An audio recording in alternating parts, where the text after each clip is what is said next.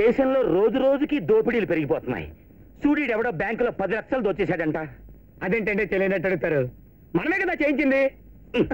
నీకు అసలు బుద్ధి లేదు. మనకి మనమే అచ్చేసాం ఇచ్చేసామని చెప్పుకోకూడదు. ఇండైరెక్ట్ గా మాట్లాడమని ఎన్నిసార్లు చెప్పాను నీకు? అవును, ఈడు పేపర్లో 10 లక్షలను రాశాడు, మనకి చేరింది 8 కదా. ఆ నల్లపోన్ తగిలిచ్చు.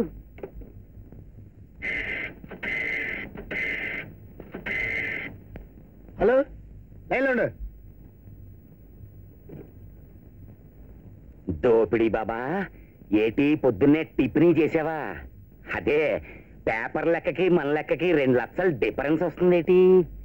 ఏటి ఎలాగూ దోపిడీ జరిగింది కదా అని ఆ మిగతా 2 బ్యాంక్ మేనేజర్ నొక్కేశాడా? ఓ పనిసే బాబా, ఈసారి బ్యాంక్ దోచినప్పుడు అకౌంట్ పుస్తకాలు కూడా పట్టుకొచ్చాయి. ఏ డిఫరెన్స్లు ఉండవు ఇంకా. అవును, ఆ శ్రీనివాస్ గారిని నడిపించే ప్రయత్నం ఎంతవరకు వచ్చింది? స్టేషన్ సిఐని కన్సల్టింగ్ చేశారా లేదా? నా వల్ల జరిగే పని కాదంటున్నాడా సిఐ? ఎస్పీ రాఘవరావే స్వయంగా ఇంటరాగేషన్ చేస్తున్నాడా? నీ కేసు నాకు బాగా అర్థమైంది శ్రీనివాస్. నీలాంటి చదువుకున్న యువకులు ఇలా సంఘ విద్రోహ శక్తులతో చేతులు కలపడానికి అసలు కారణం నిరుద్యోగం. అందుకే మీలాంటి వాళ్ళందరూ నిరాశతో నిస్పృహతో ఇలా తయారవుతున్నారు. చూడు శ్రీనివాస్, నీ మీద ఉన్న కేసులన్నీ నేను మాఫీ చేయిస్తాను. నీతో ఈ నేరాలు చేయించిన వాళ్ళ వివరాలన్నీ నాతో చెప్పు. నా మాట నమ్ము శ్రీనివాస్. ఆ తాతారావు వల్ల నీకే విధమైన అపకారం జరగకుండా చూసే బాధ్యత నాది. ఆ ముఠా కార్యకలాపాల గురించి, ఆ బ్యాంకు దోపిడీ గురించి నీకు తెలిసింది ఉన్నది ఉన్నట్టుగా నిర్భయంగా నాతో చెప్పు. నీకేం భయం లేదు. Come on come on, tell me. చెప్తాను సార్, ఆయన గురించి అంతా చెప్తాను. Very good. ఇతనితో స్టేట్మెంట్ రికార్డ్ చేయడానికి కావాల్సిన ఏర్పాట్లన్నీ చేయండి. Yes sir.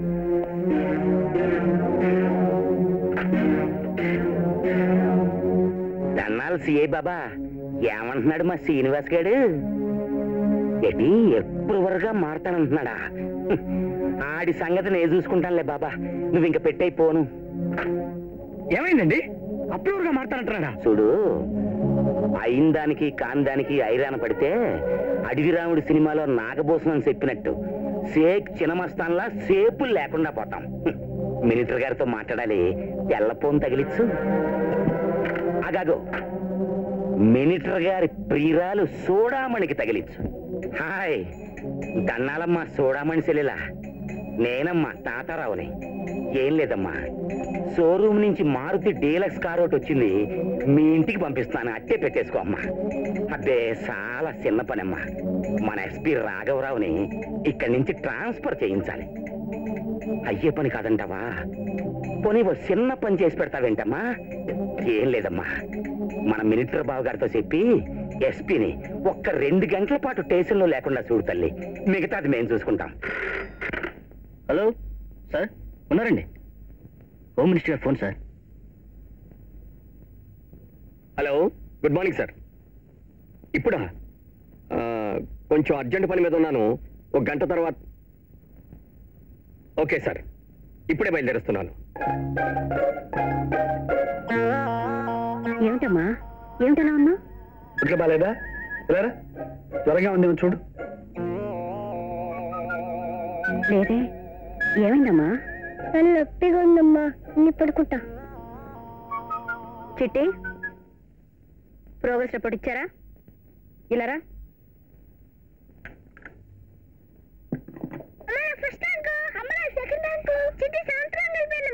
ఓహో, అదన్నమాట సంగతి. అందుకేనా ఈ దొంగ నీరసం, దొంగ తలనొప్పి? ఏమే, నీకు సిగ్గులేదు? వాళ్ళిద్దరు ఫస్ట్ ర్యాంక్ సెకండ్ ర్యాంక్ వచ్చారు, నువ్వు ఉన్నావు ఎందుకు? ఉరుకోజయ్యా, ఇప్పుడే కోపం మురిగిందని. క్వార్టర్లీయే కదా, హాఫ్ ఇయర్లీలో ర్యాంక్ తెచ్చుకుంటుంది. ఈ మాత్రం ఎక్కువ పడాలండి. రామారా, కూర్చో. మొదలెట్టారా సమర్థించడం? అసలు దీని అంతటి కారణం మీరే. ఇదిగో, ఎందుకలా మాట్లాడతావు? నువ్వు మాత్రం పొడి చేసింది ఏమిటో? చిట్టి, మీ అమ్మ మెట్రిక్ లో తప్పింది, డిఏలో తప్పింది, ఇంటర్లో మాత్రం అలా అలా అలా పాస్ అయిందంట. నోరు మూయండి. ఇలాగే పిల్లలు నెత్తికెక్కించుకోండి. వచ్చే ఎగ్జామ్స్ లో బాతుగుట్లు పెడతారు. అసలు నేను దీని మీద సంతకం చేయను. నువ్వు చేయకపోతే ఆగిపోతుందంటే నేను చేస్తాను. చేయండి చేయండి. వాడిని చదివించండి, వాడిని పెంచండి, అన్ని పనులు మీరే చేయండి. చివరికి ఆ వంట పని కూడా మీరే చేయండి. నాకెందుకు వచ్చింది? నేను కాలు మీ కాలు వేసుకుంటా. ఓకే, వంట చేస్తాను. ఇదిగా అంటే పెద్ద విద్య అనుకుంటావా? అసలు వంట చేసేది మగవాళ్లే తెలుసా? 40వ పాకం అన్నారు కానీ జయలక్ష్మి సుబ్బలక్ష్మి పాకం అనలేదు. బాబు, ముందు ఆ పని చేయండి, వెళ్ళండి. ఓకే పిల్లలు రండి వంట చేద్దాం. వంట చేద్దాం. మన తలక చూపిద్దాం. చూపిద్దరు కానీ వెళ్ళండి. మీ నాన్నగారు పంచభక్ష పరిమాణాలు పెడతారు, తినండి. తుఫాన్ బాబా, ఆ శ్రీనివాస్ గారి పైలు ఇంకా క్లోజింగ్ చేసేయచ్చు. నాగ్గా నేను చెప్పుకోకూడదు కానీ మరి సాలార్జంగ్ మ్యూజియంలో చోటుందో లేదో నా బుర్రని అక్కడెట్టాలి. అర్థమైంది నేత. శ్రీనివాసు లాకప్లోనే ఎలా చేయించారు? ఆన్ని స్టేషన్లో మన మడుసులు చేసి చంపించేసి పోలీసులే టార్చర్ చేసి చంపారు. ఇది లాకప్ మరణమని యాజిటేషన్ లేవదీశా. ఏమిటేతో అన్యాయం? నేను మా తమ్ముడు ఇంతకాలం మిమ్మల్ని నమ్మి సేవ చేసినందుకు ఇదా మీరిచ్చే బహుమతి? చూడు గెడ్డం బాబా, సినిమాల్లో సైడ్ హీరోలాగా సెంటిమెంటల్ డైలాగులు చెప్పకో. అన్నెవరో, తమ్ముడెవరో, చంపేదెవరో, చచ్చిపోయేదెవరో, ఎందులోది డైలాగు? అది ఆ సినిమా పేరు. నీ తలకాయ్. భగవద్గీతలో శ్రీకృష్ణ పరమాత్మ ఆయన బామ్మర్ది అర్జునుడికి చెప్పిన డైలాగ్ ఇది. పాపం మనాడేదో చాలా ఎమోషన్లో ఉన్నట్టున్నాడు. బిజినెస్ లోను రాజకీయాల్లోనూ బంధుత్వాలు స్నేహాలు చూసుకోకూడదు. ఈ బంధుత్వాల గొడవలతోటే కదా కొన్ని గవర్నమెంట్ల ఫౌండేషన్లు కదిలిపోతున్నాయి. అంతెందుకు, 10 ఏళ్ల క్రితం నేనేసే ఎదవేశాలు చూడలేక మా ఫాదరు ఆర్తిని మా తమ్ముడి పేరు రాయిపోయాడు. అప్పుడు నేను వాళ్ళిద్దరికి చిన్న యాక్సిడెంట్ చేసి ఆర్తిని నా పేర సెటప్ చేసుకున్నాను.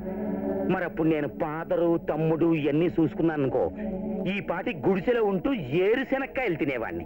అంచేత ఇలాంటి అభివృద్ధి నిరోధక ఎమోషన్స్ కి సోటివ్వద్దు గెడ్డం బాబా. అంతకంటే నన్ను ఏం చేయమంటావు అనంత్? అక్కడికి ఈ కేసు స్వయంగా నేనే డీల్ చేశాను. సమయానికి హోమ్ మినిస్టర్ నువ్వేమైనా చెప్పు, లాకప్ లో మనిషిని వాళ్లే చంపి పైగా లాకప్ మరణాలు నశించాలని వాళ్లే ఆందోళన చేస్తున్నారు.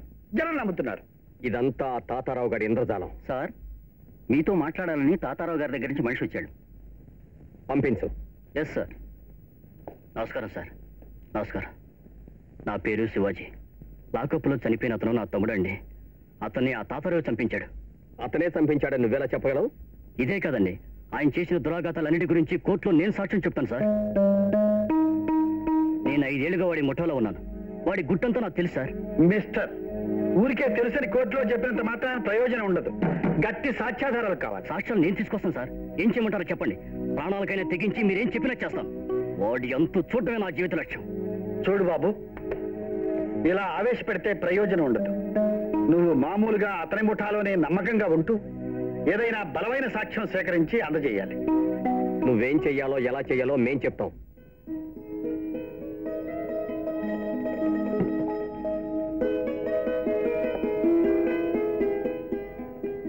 ఏమండి, రేపేం రోజు గుర్తుందా? రేపా? సోమవారం. అబ్బా అది కాదండి, రేపు ఒక విశేషం ఉంది, మర్చిపోయారా? ఏమిటో చెప్పు. నిజంగా మీకు గుర్తులేదా? అబ్బబ్బబ్బబ్బబ్బా, మీ ఆడవాళ్ళతో ఎప్పుడు ఇదే గొడవ. అన్నీ గుర్తుపెట్టుకోవాలి. పక్కింటి సుబ్బలక్ష్మి ఏ రంగు పట్టు చీర కొంది, ఎదురింటి వరలక్ష్మి బర్త్డే ఎప్పుడు, ఇవన్నీ మీకు కావాలి. చాలండి, మనసులో ఇష్టం ఉంటే అదే గుర్తుంటుంది. ఆ రోజు మన పెళ్లి రోజు అని గుర్తుంది లేవా? ఊరికే జోకేషన్. ఇక మనిషి అన్న తర్వాత కాస్త సెన్స్ ఆఫ్ హ్యూమర్ కావాలి. చూడు, ఆ రోజు కూడా నువ్వు కొత్త చీర కట్టుకుని మల్లెపూలు పెట్టుకుని సిగ్గుపడుతూ లోపలికి వచ్చావు. నేను నెమ్మదిగా మంచం దాకా తీసుకొచ్చాను. అప్పుడు అక్కడున్న స్వీట్ తీసుకుని నీ నోట్లో పెట్టాను. ఆ తర్వాత నిన్నిలా దగ్గరగా తీసుకున్నాను. ఆ తర్వాత ఇంకేముంది? కరెంట్ పోయింది. ఆ పోవడం కోడి కూసేదాకా రాలేదు. వేసవకాలం, అందులోనూ రోహిణి కార్తె. ఇక చూసుకో గోవింద. మంచం మధ్యలో కొత్తి పెట్టి విసనకర్రతో నేను, పౌడి ఎందుకు నువ్వు విసురుకుంటూ కూర్చున్నావు. అది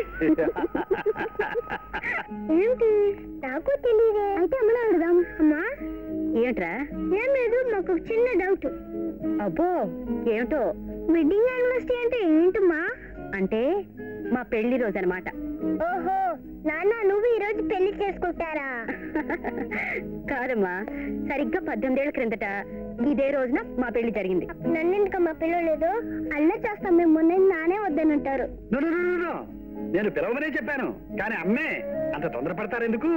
తర్వాత పిలుద్దాంలే అంతే. సర్లేండి, వాళ్ళతో పాటు మీరు కూడా. కోతుకెళ్ళేస్తారు. ఏమండి, వచ్చేటప్పుడు మర్చిపోకుండా సూట్ తీసురండి. బహుశా నాకు కుదరదేమో జయ్యా, నువ్వే వెళ్ళి తీసుకురా. పోనీ ఈ రోజైనా తొందరగా వస్తారా? రాకుండా ఎలా ఉంటాను? ఈ రోజు మన జీవితంలో అతి ముఖ్యమైన రోజు. 5 గంటలకల్లా వచ్చేస్తా. వస్తానా?